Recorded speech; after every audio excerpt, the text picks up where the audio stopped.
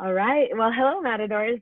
So, as many of you may know by now, associate students want to take an opportunity to acknowledge what's going on in the world during Blackout Week. With the tense atmosphere and the fear of the unknown when it comes to the potential virtual setting or the CSU budget cuts, we hope to address some of those questions and concerns we got from the student body. This is an opportunity to hear directly from CSUN's Provost and Vice President of Academic Affairs. There are many misconceptions when it comes to the CSU budget cuts and how it's going to affect Northridge. And even when it comes to the potential decrease in student enrollment and how that's going to affect us as Matadors. Once again, it is our hope to settle any concerns that the student body may have.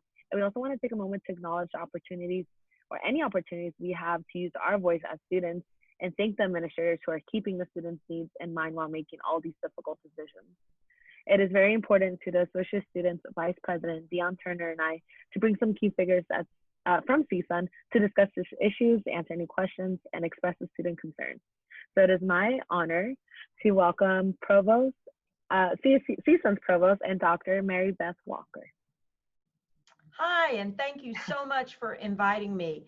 I hope that this can be the first of many conversations. I really appreciate the opportunity to get to talk with you. No, yes, thank you. We're really excited. So let's just get started. Okay. There's so many concerns and questions that Matadors have been having. So maybe we can start off the conversation with regarding the credit or no credit option when it comes to grading that CSUN gave an opportunity this past spring. I know that a lot of students have expressed concerns when it comes to the deadline, because I know for this past spring, the deadline, I believe, was May 1st. So students were wondering, is there any thoughts to possibly having an extension to that, maybe having it closer to finals week or at the end of finals week, especially considering that we are going to have this virtual setting in the fall, if this grading system is still going to be implemented in the fall. So I don't know if you can shed any kind of insight when it comes to that hybrid option. I can help some with that. So the one issue that you raised about the timing of your decision, it's actually very difficult to push that farther back. And the reason for that is because you have probably noticed that CSUN has a lot of students, and there is a difficulty in reprogramming the grade books and the way that faculty enter their grades in order to for faculty to be able to enter their final grades. So there's actually a mechanical issue that makes it difficult to wait to make the changes at the last minute. And so a reason that we don't want a delay, so I mean, the obvious follow-up would be, well, let's just delay getting our grades for another week. But for some people who are making decisions about courses to take for the summer perhaps, or courses to think about registering for next fall, or students who are on the edge of graduating, we don't want to delay that information. And so it could be that there's some wiggle room, but it's not unlimited. Yes, exactly. Oh, I see. Okay, well, thank you for sharing that, because I didn't even understand the mechanics behind when it comes to grading and why there's certain deadlines. So thank you for being transparent and sharing that process with the student body. And thank you for starting us off with the foundation of what the grading system looks like. Now, I know that many fellow students are also wondering if there's a space for them to voice their opinions or concerns when it comes to the potential hybrid or on-campus classes, if any, that we'll have in the fall for 2020. And many students believe that there will be possibly an on-campus priority, either to first-time freshmen or transfer students or graduate students, or potentially there will be a priority for students who may need additional support, let's say either through the dress center or need to be on campus, let's say again for STEM labs.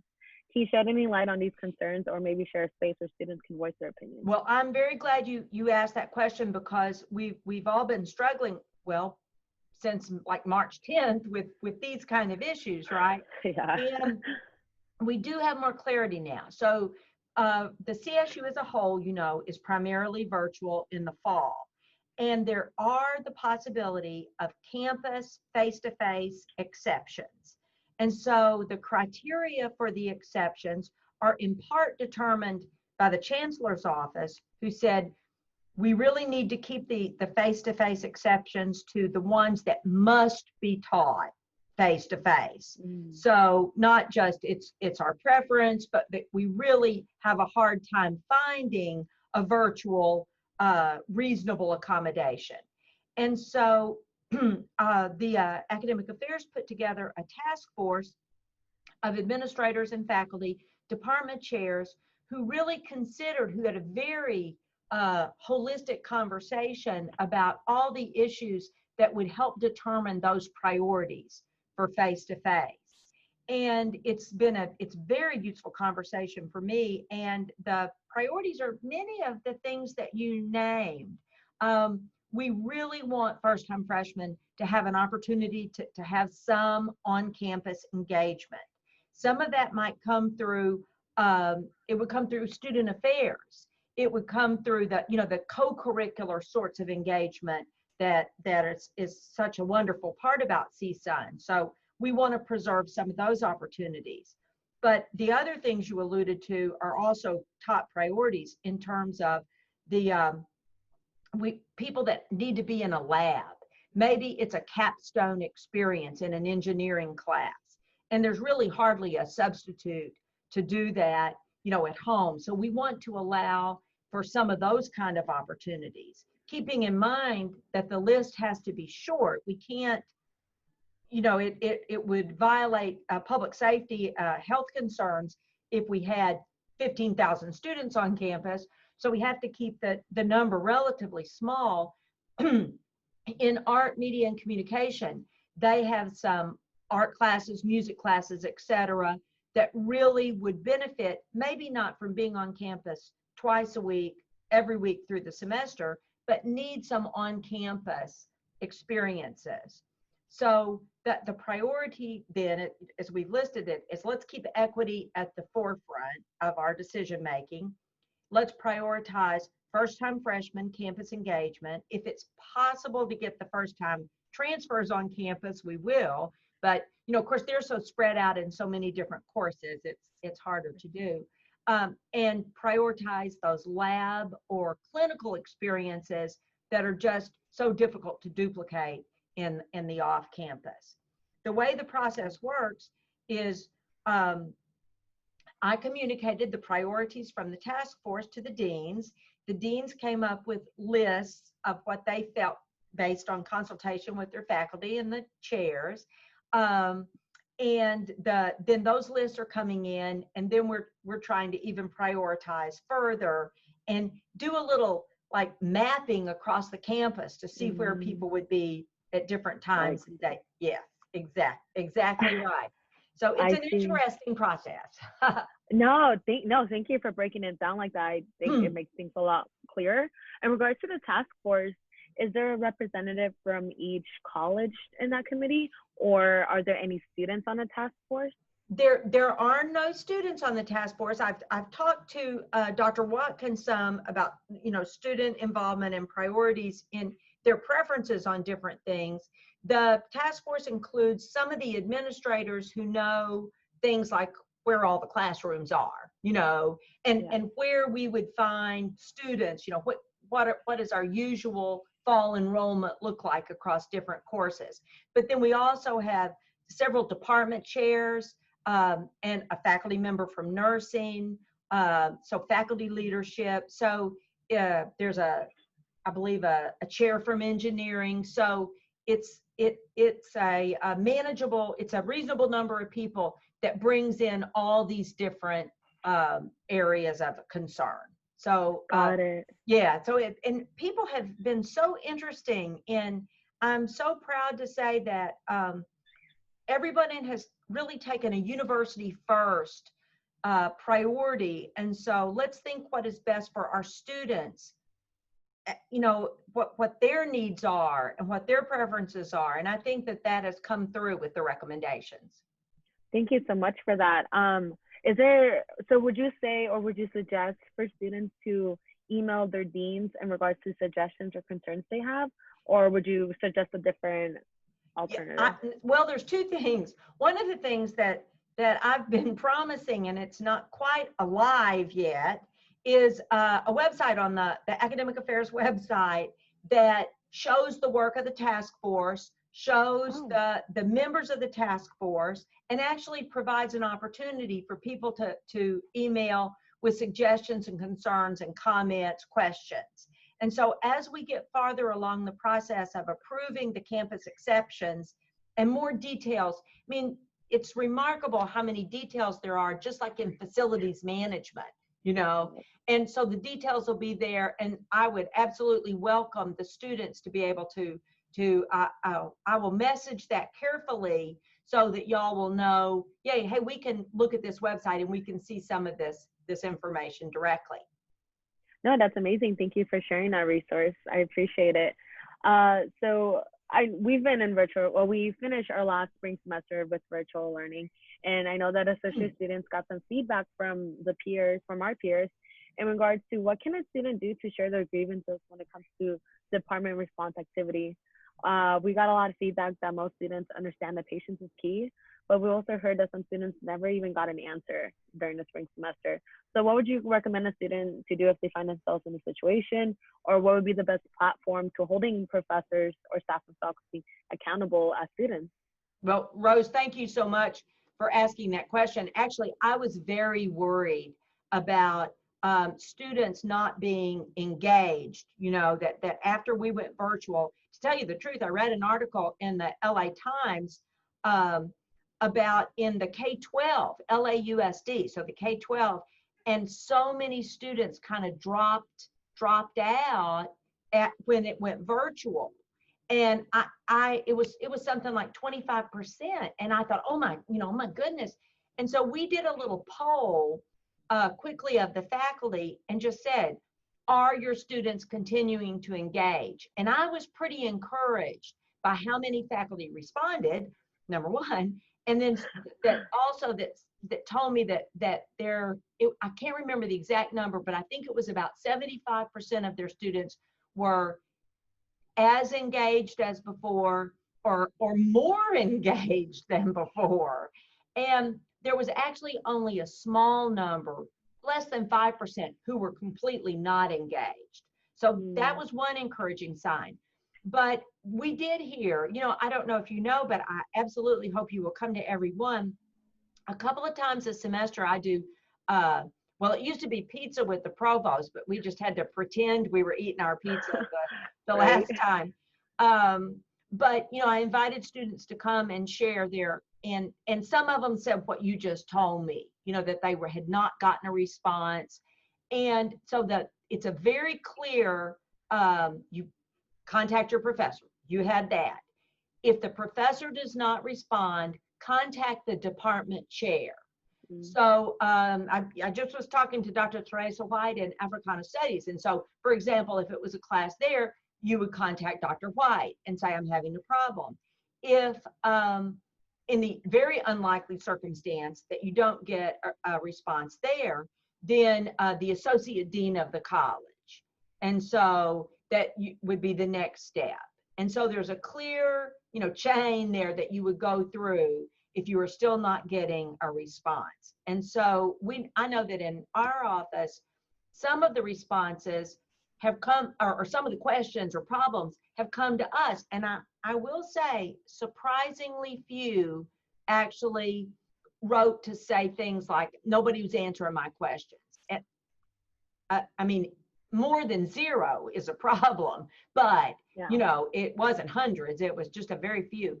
But if all else fails, you can contact my office, and then we will go back, associate dean, chair, you know, we will face it down for you, because that's a difficult circumstance for a student to be in. No, of course. And a lot of students have hesitancy when it comes to advocating for themselves because they feel like they might get some kind of repercussion, whether it be in their grade or their participation.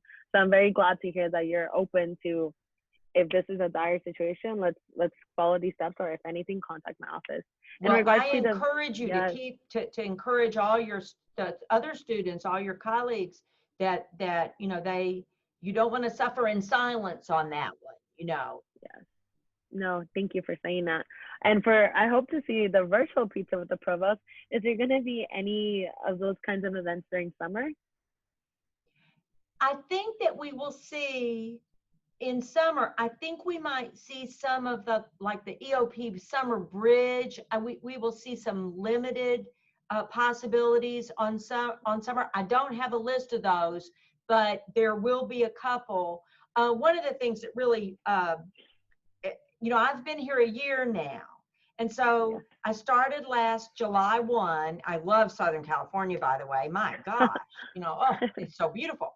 But I've been here, just a little over a month when all the freshman orientation started, and it was so exciting. Yeah. So it makes me sad that we won't be doing that this year, but there will be some engagement. And for some students who are engaged in research, like in a lab in science, or we hope this summer that we can get back to very safe, public safety, of course, health, but get back to some more work in those research labs. So that would affect some number of students.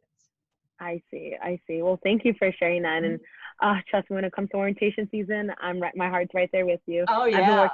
I've been working for that office for my whole undergraduate career. So it makes me very sad to not have a typical orientation season, but it's okay. We're in this together and we'll get through it. That's right. That's right. So thank you.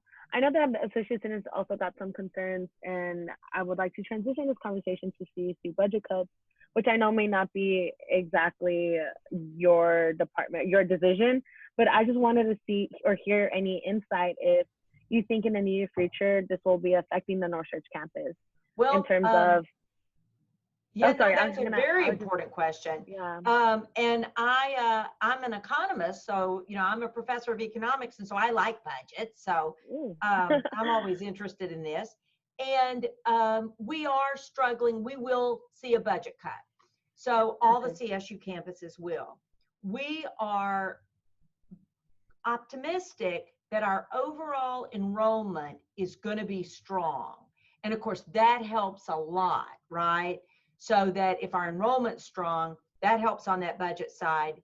But the allotment that we get, the allocation we get from the legislature, from the California State Legislature, and then it goes to the chancellor's office, and then it goes to the campuses, that is affected because, of course, that tax revenues in the state of California have fallen.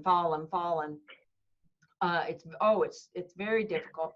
I think that our budget cut, we will, let me add to that, we will lose enrollment of international students. There's just no help for that. But between the difficulties in the visas and so that also affects our budget. Okay. So overall, we are preparing for a budget cut that could be affect us all to the extent of like a 10% budget cut, and which that's large, Yes. So what we are working on is we are supporting our core mission. The core mission. What's our core mission? It's the students supporting their academic success, moving forward with appropriate classes so that people can make progress towards their degree. So I think that the way in academic affairs, all the departments will see some budget cut. See, some of that can be taken up in the sense of, nobody's traveling anywhere right now, are they? So, usually faculty are going to conferences and going, giving their research and their scholarship. And so that helps some. So we can make some changes that way and support the academic mission, like I said, the core mission. And so I think that from a student perspective, some of the activities, the on-campus activities that we've had, we won't be able to have them. And so, obviously the students will be aware of that.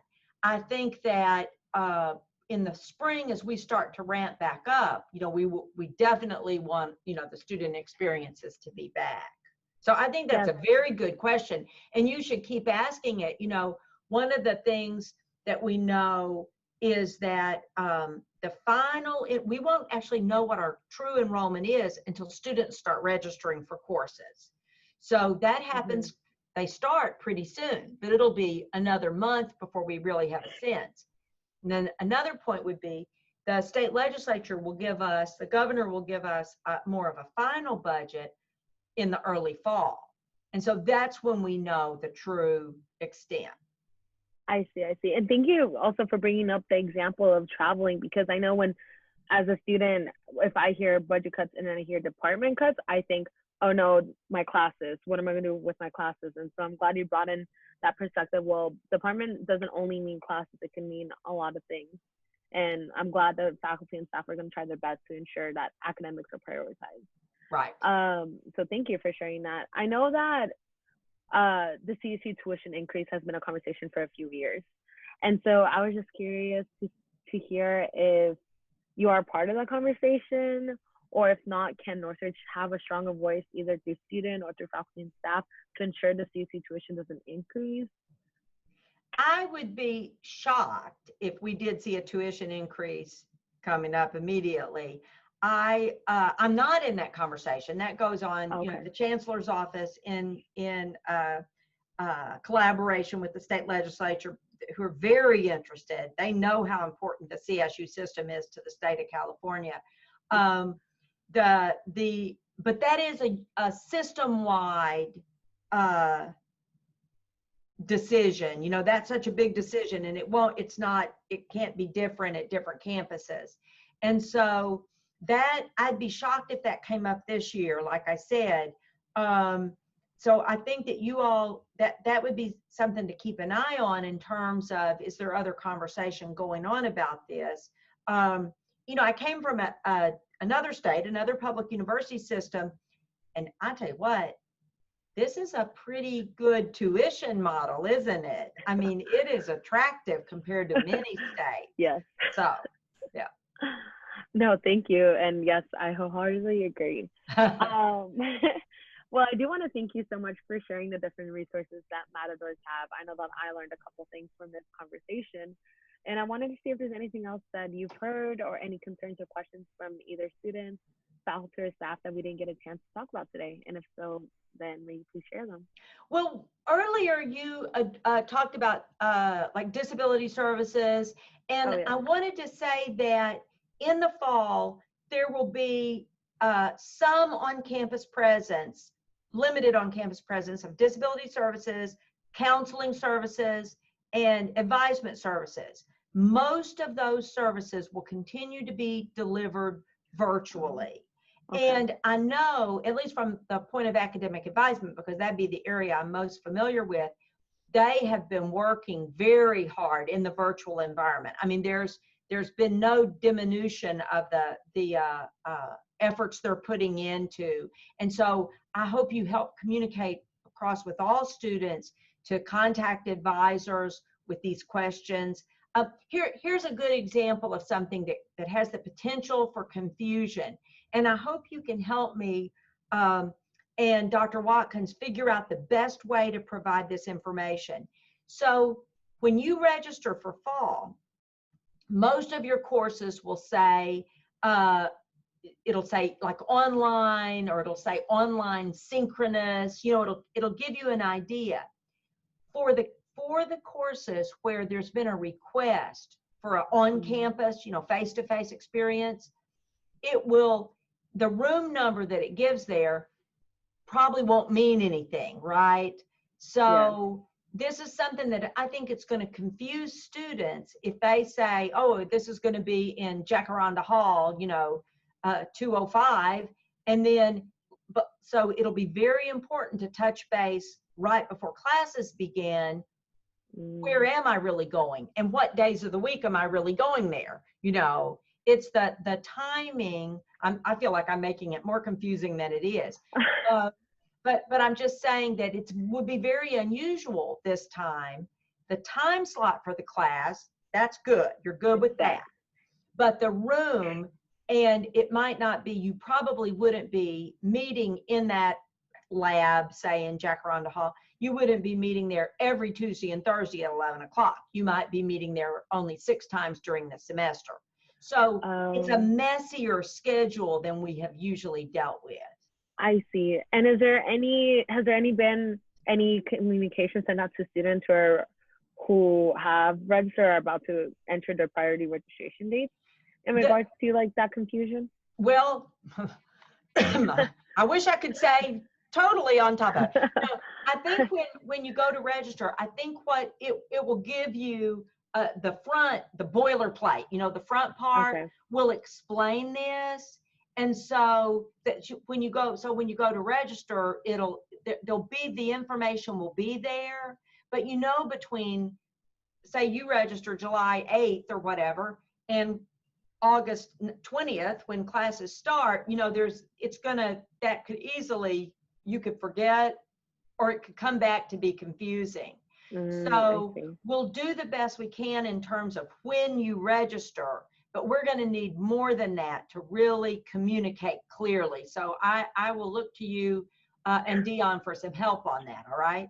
Yes, please. And we'll make sure to let the senators know, so the representatives of their own colleges, so they can help us spread the word. So anyone watching this video, please pay attention to the last few minutes that we just talked about when it comes to registering. That's going to be really important. But as of right now, when you register, it's already clear that, oh, it's going to be on campus. We just haven't sorted out the details, correct? It's, from what I understand, that by the time that people start registering, we will know what's going to be on campus and what's not. There is even, I'll just be honest, there's even a possibility that some of those will turn out not to be on campus. So it's difficult, as a student making a decision, to see that uncertainty. But I mean, my gosh, everything's been changing. We really want to get the right courses, the right experiences on campus. And we're very lucky because so many of our students live reasonably close. They could come in 4 times during the semester. And if you suppose you live very far away, don't live nearby, you can actually choose all virtual classes so that you would not need to come to campus. So, there's some flexibility there. Okay, that's good to know, because I know some of my personal close friends, they live up in North Cal, so coming to CSUN is about a 6 or 8 hour drive. So I'm glad to know that they can have the option to just, I'm not going to risk it. I'm just going to go virtual for this fall. So thank you so much for sharing that. But I think that's it. We were able to address a lot of concerns and feedback that associate students got. So I want to thank you again for your time. Any last minute questions or thoughts that you want to leave us with? Well, thank you all for what you're doing, and thank you for helping us all get through this difficult situation. And go Matadors! We're going to get there. Yeah. We're doing it. Yes, we got this. We're in this together. That's right. I think that's going to be at least one thing that's pushing me, is we're not alone in this situation. We have each other, and let's keep pushing. Let's keep pushing for that communication and transparency. So thank you again so much. I appreciate you, Dr. Walker. Oh, thank you. You're very welcome. And I hope to talk to you again soon.